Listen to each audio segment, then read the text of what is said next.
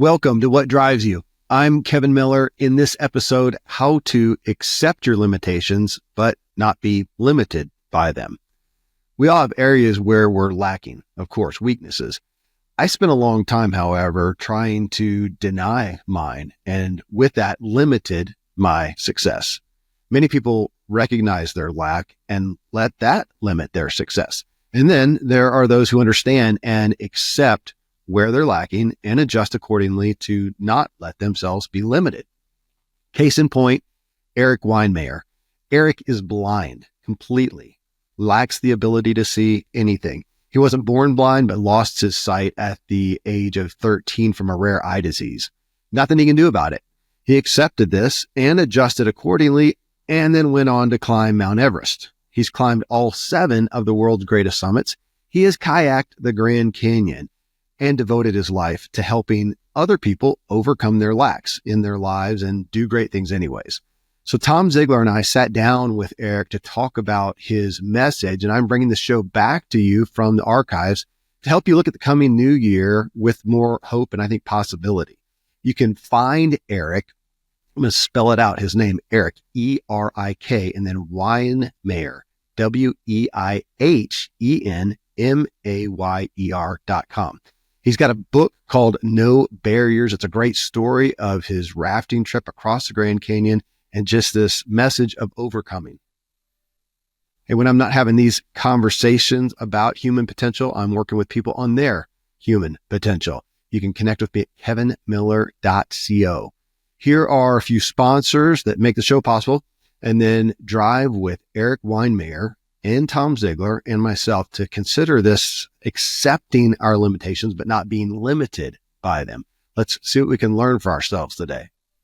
Well, Erik, aside from the many reasons to like you, I fell in love with the Rockies, as somebody just mentioned a minute ago. Personally, I claimed Jesus right there in the foothills outside of Fort Collins. So it's great to welcome a fellow Coloradoan and Rocky Mountain neighbor and somebody who's actually on the Mountain Time Zone. So thanks. Yeah, I'm here in Golden, Colorado, which is right in the foothills. Really beautiful place. Nice little valley with hiking and rock climbing and some ice climbing up the canyon. Wow. And mountain biking, all the fun kayaking. We have a river that runs through our town. So yeah, it's all the stuff I like. Beautiful. And isn't No Barriers, they're headquartered in just right up in Fort Collins? Exactly. Yeah. About an hour up the road north of here. And Fort Collins is a beautiful little community as well. Okay. Well, Rocky Mountains is my home, and it's Tom's too. When he leaves Dallas, this is where he comes. So he hangs out by the fire and we have a good time. Yeah. Campfire. There's nothing better than mountain air, crisp at night in front of a campfire. Yeah. You're preaching to the choir. Well, so Erik, man, I have been immersed in your story, in your new book, No Barriers, and just everything you've been around. And I got to admit, wrapping my head around the interview here, I really had to step back and go, man, the depth here is so much to get into.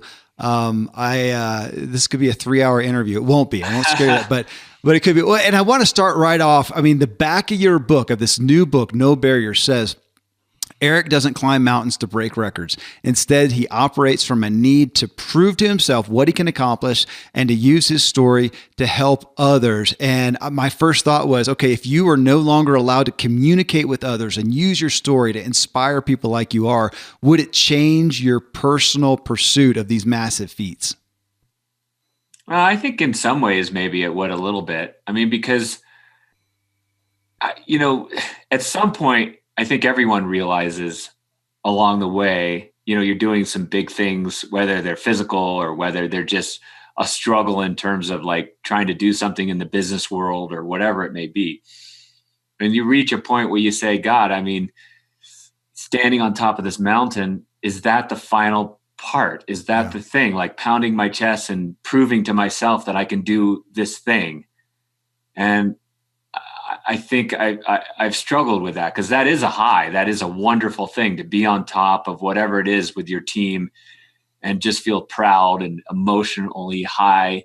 And then you realize, no, I think there is another step. And that is, you come down the mountain and you come back into the world, into life, and you use those things you've learned, those things you've learned through your struggle to elevate people and your community and the world around you. And how do you do that? That's the real struggle. So in a way, I sometimes think the mountain, the doing of the thing is easier. The hard part is marrying that with the real world, and now, using it in some way to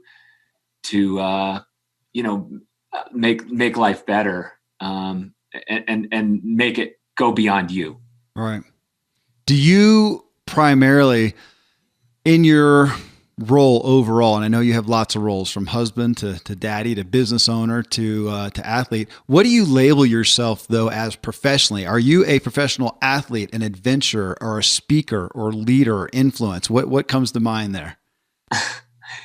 Yeah, you've tapped into something here, because I don't know how to label it myself. I mean, a lot of times I see blind adventurer, but yeah, lots of different things. I think I'm most proud of my work with No Barriers, this organization that I started about 13 years ago, and hoping that this thing would become a movement, because trying to understand what this No Barriers life looks like for all of us, not just blind people or people with physical challenges, but the whole world having quote unquote invisible challenges, these challenges that you may not be able to touch, but they're real challenges. And how do we break through those things? How do we tap into the soul, the human spirit, the light that exists inside of us, and then find purpose and then contribute back to the world in some way? To me, that's been something I've been fascinated with for most of my life. So I'm just want you to speak to this. Dad had so many quotes on goal setting, and one of the things he said is it's achieving the goal is important, but who you become in the process is even more important. Agreed. Yeah, your dad and you are wise, because I think you only learn that over time. The goal is the easy thing. People are like, what did you learn from standing on that summit? And you're like, well, in itself, there's lots of things I learned, but the very fact of standing on a summit doesn't teach you anything. Yes, it's the person that you become through that process. And, when I went blind just before my freshman year in high school, I was doing all the wrong things. Like, I was looking out into the world and, blaming and attacking and reacting and responding. And it was a few different things that happened in my life that made me realize, okay, I'm looking in the wrong direction. Where I need to look is within me, because I need to grow what I have inside and nurture it and use that as my vision to blaze into the world and shape my direction. And what the things are that you look at I think are your values. What is your core value? For me, I thought, like, I hate being inside this box, this prison that I partly self-created. I hate being isolated. I want to be part of things that are bigger than me. I want to have adventure. And once I got in touch with those things and started creating goals that were in alignment with that vision, with those values, it changed the whole trajectory of my life. And I went rock climbing. I joined teams, and 16 years later, I was standing on top of the world. So definitely, I think that's an incredibly wise statement that I can attest to. Your bio, just on something that you said there, made me think. Your bio, it says Erik continually seeks out new adventures, focusing in his efforts on empowering people traditionally swept to the sidelines of life. He founded the organization, of course, No Barriers, which helps people with challenges tap into the human spirit, break through barriers, and contribute to the world. Do you struggle somewhat with and I didn't know how to say this, the average person, or just a person with no, official handicaps, and yet they let themselves be overcome by these average obstacles? Is that a little extra frustrating coming from the perspective that you are? So that's a really good question. And you might think that would be the case, but actually it's the opposite. I don't put myself up on any kind of pedestal, like blindness is this really big obstacle or barrier that's better or harder than anything else that we all struggle with every day. In fact, one of the things I learned through creating No Barriers was getting to work with amazing people, but people who have really struggled. And sometimes their struggle is like, hey, like I want to get off painkillers. I've been a veteran. I'm on these painkillers and they're not serving me anymore. I got to struggle. I want to figure out a way to get off this and get my life under control again. Or there was a guy I met along the way who wanted to walk down a set of stairs again. That was his Everest. Or a lady who had a disease, I think it was multiple sclerosis, and she wanted to ride bikes with her kids. And so we set her up with this electric motor on her bike, and that kicks in when she gets tired, and she can ride her bike with her kids. Honestly, I think, it's the real barriers that people feel, the shame or the fear, or the anxiety or the self-doubt. I mean, those are the real barriers, I think, that get in our way. And so I think whether you're blind or not, every single human being have those struggles. And so, no, I really have empathy for those things, because at the time when they're holding you back, they are real. Yeah. So I'm curious. So on that empathy, and again, I went so deep into some of your stuff and to some of the stories. And then of course, with what you're doing with No Barriers and the amazing things that people have done with these official handicaps. And of course, you with being blind, that with empathy, so as I listen to you now, is there almost a place of, without having an official handicap, here I am. Am I at risk of a bigger disability? Well, I think because I went blind, it was something to channel. It was something to say, okay, I'm not going to let blindness be the reason why I can't do things. But in a way, a person without that physical disability, their challenges are more nuanced. And I think in a way, we're more equipped to deal with the big adversities than the small ones, the little mosquitoes that are constantly biting us and kind of holding us down. So I believe in this idea of alchemy. I write a lot about it in the book. It's the idea of taking those adversities, the big ones, but also the small ones, and really pinpointing them and trying to figure out, how do you take those adversities, kind of grab the energy and use that energy to propel yourself forward to places that you might not go to, honestly, in any other way. And so I think that's an art and a science that we can all practice in our lives. It's not just this kind of silly thing that people say, making lemons into lemonade. It's saying, okay, like I'm going to reach and I'm going to strive in my life, and there are going to be things that are going to hold me back. Sometimes things are going to get me stuck, or things that will shatter me. But those aren't going to be the things that stop me. Those are going to be the fuel that drive me forward, and very probably unexpected ways, because there is some flailing and bleeding along the way. So some unexpected ways that propel me forward, and can lead to these amazing discoveries in our lives. And I think it is a decision that we make. It's just a decision that we're going to live in that no barriers type of way, or we get trapped and we, say, okay, I'm just stuck here and there's nothing I can do. So I want to talk a little bit about faith, and I want to give you a quote. I'm working on this quote, so I don't know how time tested it is yet, but here it is. The reality of faith is that faith comes before reality. Yeah. And so the idea is that in your mind, I know you can envision, I'm going to climb Everest. I'm going to, conquer the 7 peaks. I'm going to start this organization that helps people break their own barriers. So how do you envision faith, right? Because so many people, I feel like they have this thing inside of them they know they can do, but for whatever reason, they just don't do it.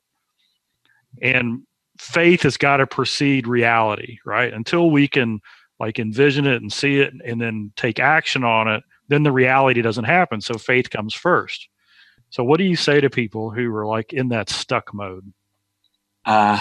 I just think you're tapping into something that you could spend a lifetime trying to understand, and then you just grasp the surface of it. I've Helen Keller, think she said something like, people say seeing is believing. Well, it's the opposite. Believing is seeing. I agree 100% with what you're talking about. I mean, and I'll tell you, not to be too long winded, but I mean, like when I began kayaking, I was so full of fear. I had climbed Everest. I'd climbed the 7 summits. I was supposed to be immune to this. And then I just sat on the side of the river and I just thought, why do I feel so scared? And overwhelmed. Like, aren't I supposed to be like the Everest guy, And and it just doesn't work that way. And I realized as I was kayaking that the river became this big metaphor, because there's this sort of energy that we're riding and we can't always control it. It's a massive energy. And sure, we're going to make our moves. We're going to try to influence as much as we can, like I did in the kayak. But at some point you let go and you just ride that massive storm of energy forward. And Harlan, who is sort of my guru on the river, he was one of my guides. He said, it comes down to this, Erik. Do you think this is a terrible journey that's going to swallow you up and, just suck you down into nothingness? Or is this a good journey? It's like you have to come to this fundamental decision. Is the journey a good one with great payoffs, or is it sort of towards nothingness? Right. And I think I chose to believe that it's towards something beautiful and profound, that's mysterious, that you don't fully understand, you don't fully grasp. It's like kayaking a river you'll never see, but it's worth the effort, and it is a great journey full of gifts, and it's a blessing. Dad's life verse was Romans 8:28, which says all things work together for good. And basically that's the metaphor you just gave. We can choose to see it as our destruction or as the thing that takes us to the place we're meant to be. Yeah. And there's other people along the journey that I wrote about. I listened to on the river a lot of music from my friend Mandy Harvey on my iPhone. And Mandy is a lady, beautiful lady from Fort Collins, actually, or from the Denver area, maybe. And she went deaf. She wanted to be a music teacher. She went deaf in college. So, not good for your music program. And she gave up music. She thought, I'm done. And then her dad convinced her to start singing again, just in a non-pressured way. And then her singing coach heard a recording and said, "You have perfect pitch. You still have perfect pitch." And so Mandy came to some of our No Barriers events and sang for our people. And a deaf musician singing in perfect pitch, she's so beautiful, she'll make you cry. Like, it's so incredibly beautiful. And then from her No Barriers experience, she decided that she'd start writing music. Now, this is crazy, right? This is a deaf person who will never hear the music that they are writing.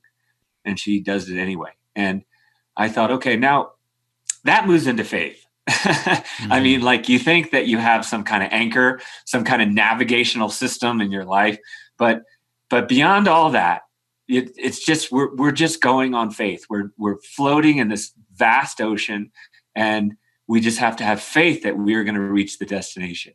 And that's the way Mandy is. And she summoned up the courage. She went on this really popular show called America's Got Talent, and a couple of weeks ago she finished 4th. She finished in the finals, and she's she's a big famous star now. So I'm so proud of her. But yeah, it's just so many of these things are about faith. Hey, that show. So I got a big family. We don't have regular TV, but we can pull stuff up online. And America's Got Talent and American Ninja Warrior. Those seem to be the popular ones in our house. And I got little boys. Up Mandy, you'll see she has this beautiful song called "Try." No, I was going to say we did. I've watched it multiple times, and your statement of it makes you want to cry. Absolutely. I mean, when we saw her very first clip, I think we did, as she did afterwards on her song, and unbelievable. And yeah, I saw her on your website and on Instagram, and what a great role model and spokesperson for what you're doing. I want to go back to what you talked about in the river and fear. And you mentioned that That was, I mean, the stuff that you've done, actually reading the book, No Barriers, and as you're going into the Grand Canyon and you get to the, I can't remember the name of it, but that really bad spot that you had to go into and you were rehearsing how to go through it. And I honestly am thinking, I cannot imagine doing that.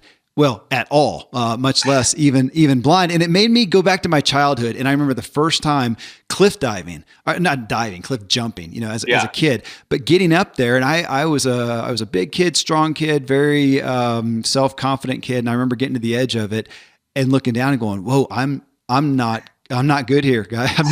This is not good, but there's no way I'm going to back down. So I step back for a second, you know, get my wits about me, step back up, look down, no different. And it just dawned on me that I can come to here 20 times, which you'd see other kids do, you know, who just couldn't get up the muster to do it.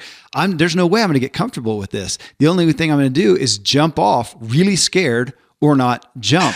And so that was my question for you. And all these ridiculous to the average person things that you're doing with no handicap, much less when you can't even see, to go in what you did. As I read through, you going through the Grand Canyon.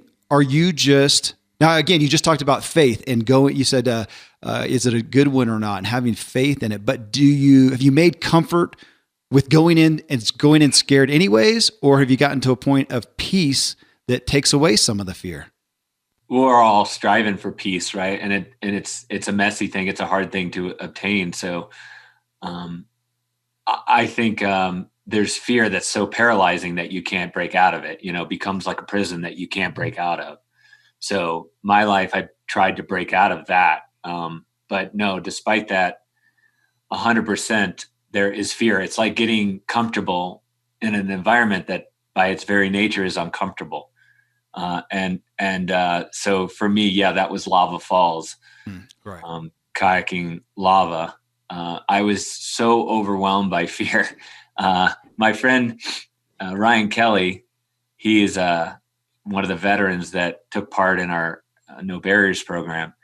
He says courage is something you practice, right? It's not like a state of being. It's not something you have or don't have. It's something that you practice.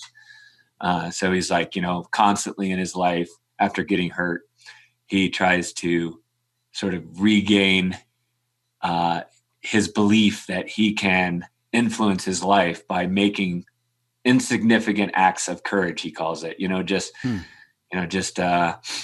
going on a hike when he's maybe, afraid and he wants to stay home in his basement, or wearing a goofy t-shirt that he loves, that he knows other people hate, drinking lemonade instead of a beer, just these small acts of courage. And so he taught me a lot. So I think, courage is something you practice. And in Lava Falls, I got destroyed my run down lava. So I had to make a decision. And, at first you want to run and you want to flee, you want to protect, you want to, you want to do all the things that we want to do on the surface. And then you have to sort of say, that's not life, right? Like, sure, there are some times where you want to just like escape, right? Like from a grizzly bear. But sometimes you got to turn into something. The best thing, the best therapy, the best way forward is to lean into it and sort of open your heart to that experience, to the pain and fear and sadness and frustration, and just take it all in. And that's what I was able, I managed to do my second run of lava. Yeah, and that was a tremendous story. I want to come back to your statement there of insignificant acts of courage. And I think it'd be of interest to you, but for our listeners, for those of you who listen to show 484, it was with Joshua Spodek, our astrophysicist and professor at NYU, and the guy who's known for his record of burpees and on all the good stuff. But he talked about SIDCHA, self-imposed daily challenging healthy activity. And it was in essence what you were talking about right there, Erik, it was a doing these things every day, and he was focused on a healthy activity, but the things that you don't have to do, that nobody cares, nobody may know, it's only for you. And it makes me think of that insignificant act of courage that's not for any outcome other than how it's training your brain and your faith in your soul. Okay. Yeah, it's training your brain, your soul, your mindset, and so if I have a message, I mean, it's definitely not to go out and climb Everest or kayak the Grand Canyon. I mean, that was my journey, but it definitely is to reach and challenge yourself and get uncomfortable, because that's the decision that we make that brings us towards those discoveries, towards those gifts. And, and with No Barriers, I've gotten to work with thousands and thousands of people that are in dark places. And that kills that light, that kills the soul. And, So how do you nurture that thing inside, and make it blaze? And I think, even though No Barriers is kind of a secular organization, we're open to everyone. It's you can't avoid this faith topic. It's like there's something inside of us that you got to grow, that you got to reckon with. And we have so many people that have almost lost it. They're just in these dark places, and they come and they with an open heart, they take part in the process. They want to quit, like their brain, that's the self-sabotaging mechanism, just wants to make them quit every step of the way, but they stick with the process and they go through it. And then they figure out a way to elevate despite all their fears and foibles. In the book that Dad wrote with my sister Julie called Embrace the Struggle, we talk about struggles, and there's the illustration of bull riders. And I don't know if you have heard this, but sometimes when a bull rider gets bucked off, their hand is still tied to the bull. I've heard of that. And the clowns run in while the bull's trying to gore them and kick them and stomp them. And they try to untie the hand. But this is what's interesting, is they teach the bull rider to hug the bull. Right. Because the closer you are to the bull, the safer you are, because he can't gore you and he can't step on you. And so I'm wondering if that's such a great story that illustrates the exact thing. I mean, I wrote about that in No Barriers in a different way, but almost in an identical way, because a friend of mine, one of my heroes is Hugh Herr. He lost his legs in a climbing accident in North Conway, New Hampshire. They got frostbite and they had to be amputated. And in the process of trying to rescue Hugh, a young rescue worker came out on the search and rescue team, and he was caught in an avalanche and killed. And so Hugh, as you can imagine, was a pariah in that town. He's responsible for the loss of a life. And so what did he do? I mean, what's the thing that you should do on the surface? You should flee, right? You should change the course of your life. No. Well, Hugh tapped into this deeper thing, and he moved back to North Conway, of course. And he started building climbing harnesses for a local company there. And I wouldn't say ultimately like he was taken in under the wing of the family or anything, but that he became a really important part of the community, and people started to accept him. And then he started building his own legs, his prosthetic legs, using them to climb, feet that he could use that were like little doorstops that he could use to wedge into little cracks. It seems no human foot could even stand up in. And he became one of the top 10 climbers in America. And then after he climbed as hard as he ever would, he decided to go back to school and now runs the biomechatronics laboratory at MIT. Wow. Building, $65 million prosthetic legs that, think hundreds of times a second, that are enabling people to walk. So yeah, this idea of turning in, you see it over and over and over. Harlan Taney, who was my guide down the river, his dad died in a seizure, had a seizure, and he died in the bathtub. And Harlan found him when he was 7 years old. He didn't talk for a year. Well, okay, seeing his dad drowned in the bathtub, I mean, of course you're terrified of water. Well, Harlan turns in and becomes one of the best kayakers in the world. Wow. Right. So it's just this crazy thing that goes so deep, that defies reason. So you in working, you mentioned a minute ago that no barriers. It's not just for people that have a significant challenge or disability or handicap or whatever. It's for anyone. But you've spoken to audiences of all makes of humanity, and of course, you've got a book here that everybody's going to read. It's going to inspire everybody. So everybody across the board, and in going through that, I thought I want to hear the answer to this question. What are some handicaps that you would say, man, and I'm not talking about just physical, but the handicaps that we have, self-imposed, whatever, that's far worse than just being blind? Well, I think, I wrote a second book called The Adversity Advantage, and I sort of tried to answer that question. I teamed up with this scientist, Dr. Paul Stoltz, and he had this global resiliency project, and he studied teams around the world. And we came away understanding that people kind of fall into three categories, and we just name these categories. They're quitters, campers, or climbers.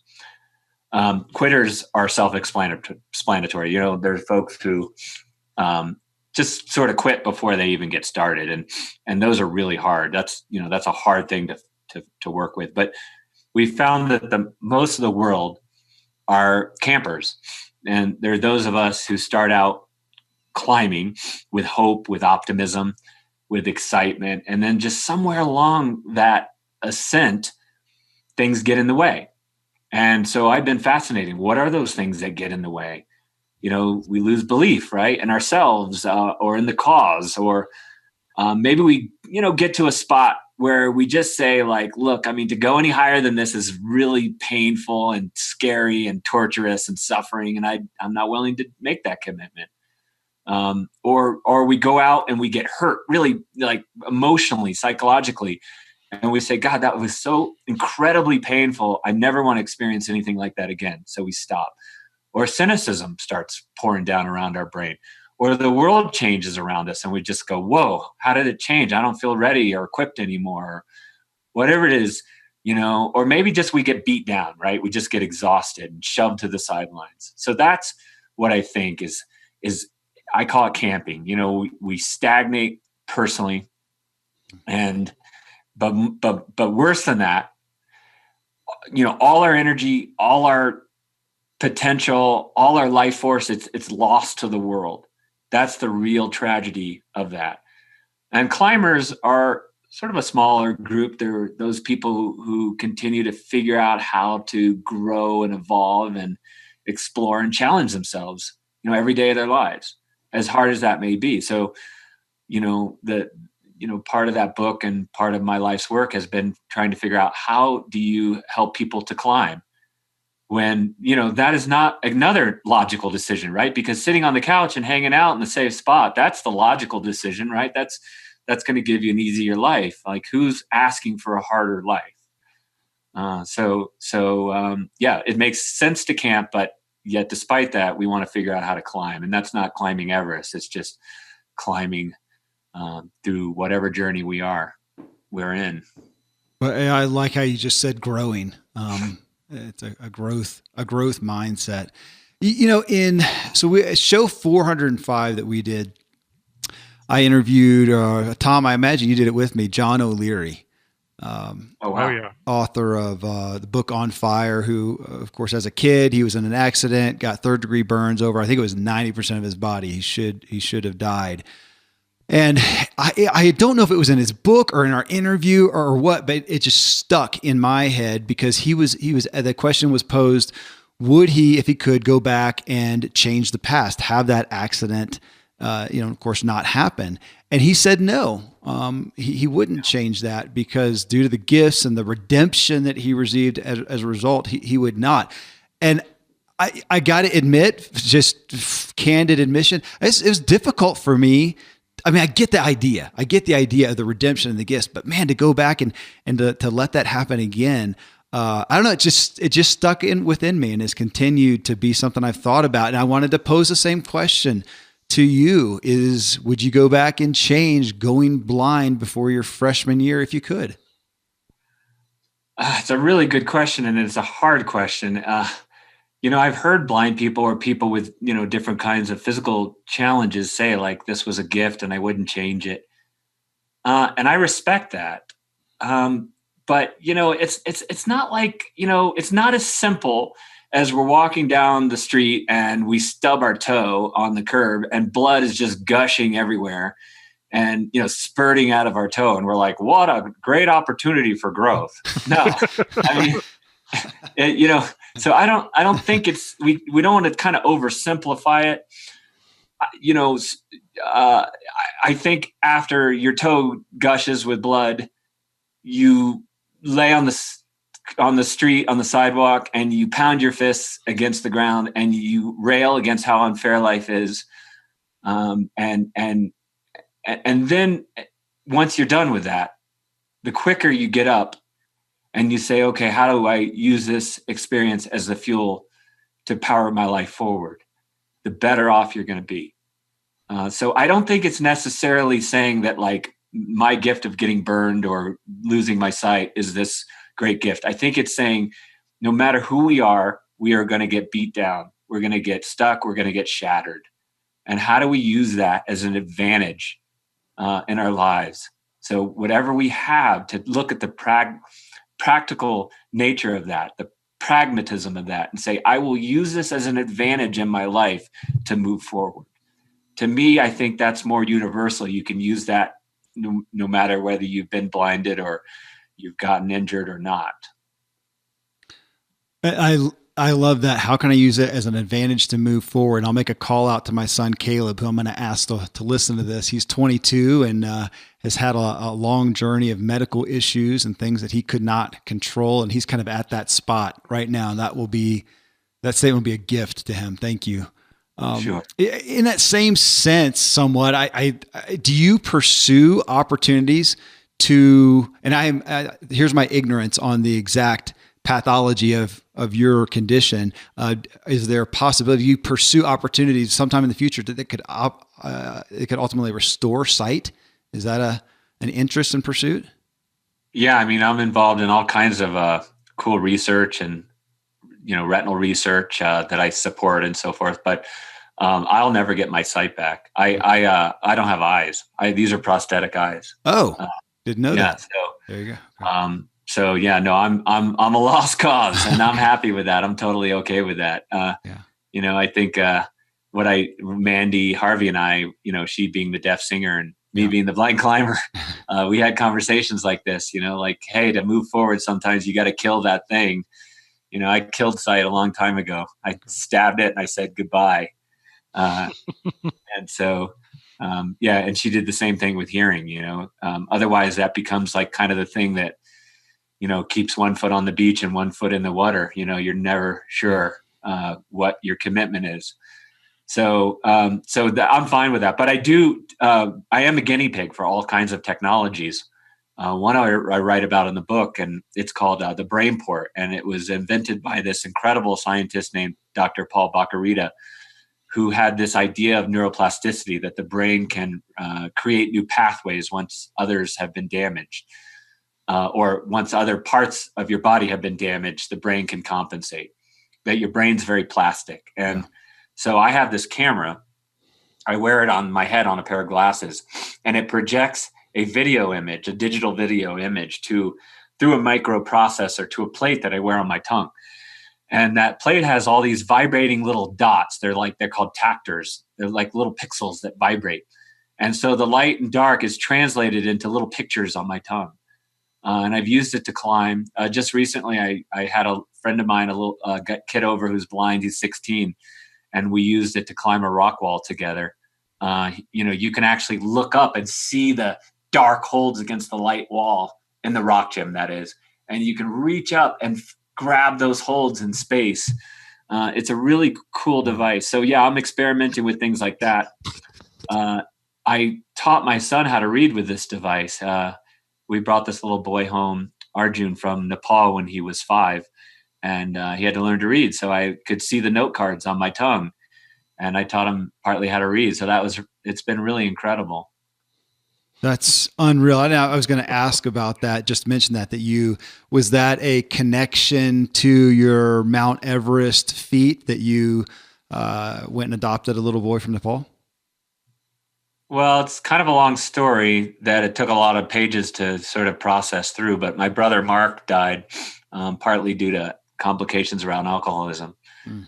and Mark always talked about like not living a safe life, but living like this sort of chaotic life, just packed with love and adventure. And so I thought, okay, these things that happen to us, these dark things, how to take that energy and use them for something good. Life has a lot of like sort of burned out, you know, um, ditches, burned out, holes of, like combat zones, and how do you grow love in those holes? And so I thought, okay, if Mark is speaking to me, let's bring some chaos and love into our family.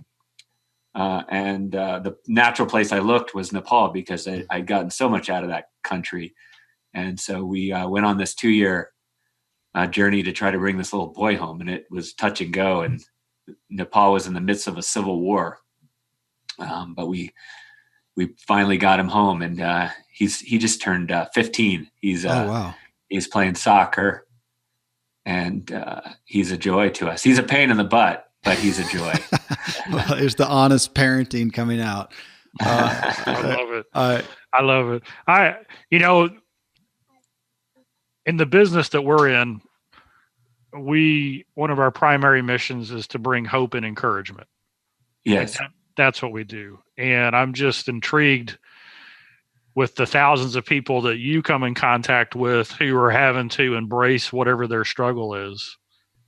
And we were working with a group of guys, military wounded warriors.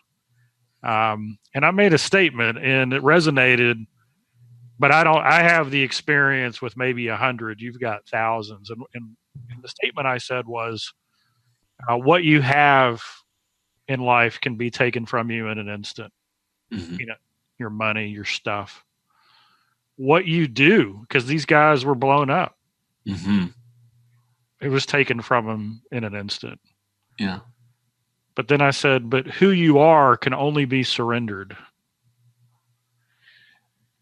So things can be taken from us, but the essence of who we are can only be surrendered. And so every time I say that, there's this little nagging thing in me that says, well, that's probably 99% true, but is it 100% true? And I just wanted to see how that resonated with you. Yeah, I think it is a delicate process, right? I mean, like when I was learning to kayak, as I told you, I was full of fear. And I realized over time, like my son, by the way, Arjun, he came home and he had some self-doubt issues, right? Like we were standing on the edge of the sand dune one time and we were racing to the top. And I said, AJ, you're about to beat me. And he stopped. And I thought, okay, wait, why did he stop? That he should have like had a Rocky Balboa moment and Right. run to the top and beat me here. And I realized that like, if you have self-doubt, why would you try?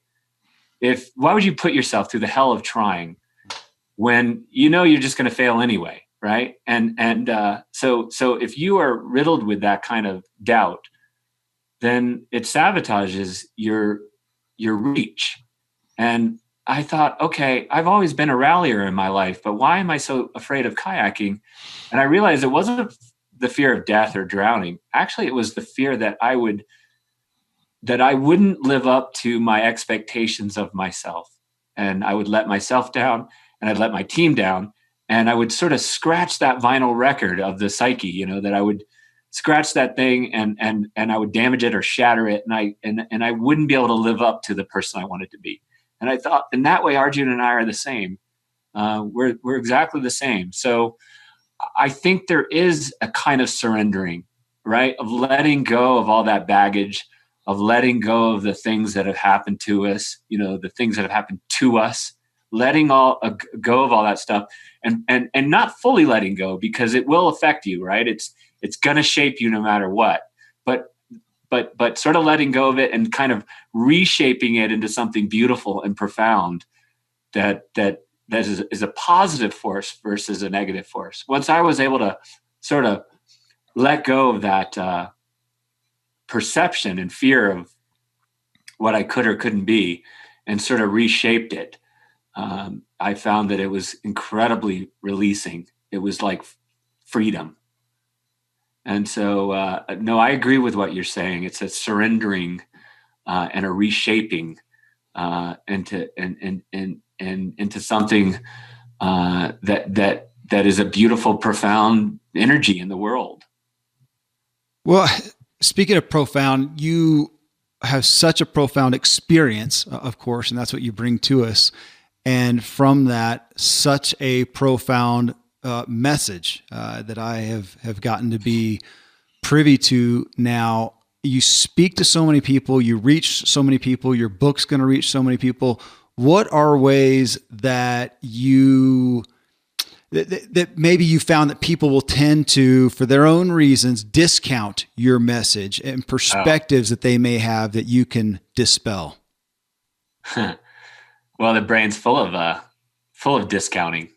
In fact, when people come into our program, we lose a person almost every program because, they come in and they use something as the reason why, they shouldn't trust this process, why they shouldn't trust life. They've been hurt, right? So, when you've been hurt, now you're looking for ways of blowing things up before it gets scary. Just like what Arjun and I had been doing, before you go through the hell of keeping, just ripping and pulling your heart open and saying, I'm going to be here. I'm going to be vulnerable. I'm going to be open to this experience. I'm going to lean in.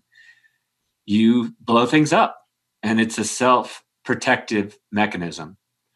So yeah, the brain is full of them. And I think part of it is just like when I was learning to kayak, you're riding the energy of this on the surface of the river, but really that energy is created from all the obstacles and all the stuff far beneath the surface, way down deep. And I think that's what people have to do. They have to take the time to dive down deep into their soul and into their psyche and understand what are those things that drive them. How are the ways that they're communicating and the ways that they're going forward, the way they're sabotaging themselves? How are those affecting their lives? And we talk a lot about this at No Barriers. It's know thyself, right? And people don't take the time to do that. So yeah, the brain will come up with every excuse under the sun to separate and to discount. Well, you are a giant amongst inspiration, but I've been around enough to know that that's coming out of a well of yourself that is filled with inspiration, and wanted to know. And I'll wrap on this for folks that what is it? Who or what has most inspired you lately? Most recently, what's at the top of your list?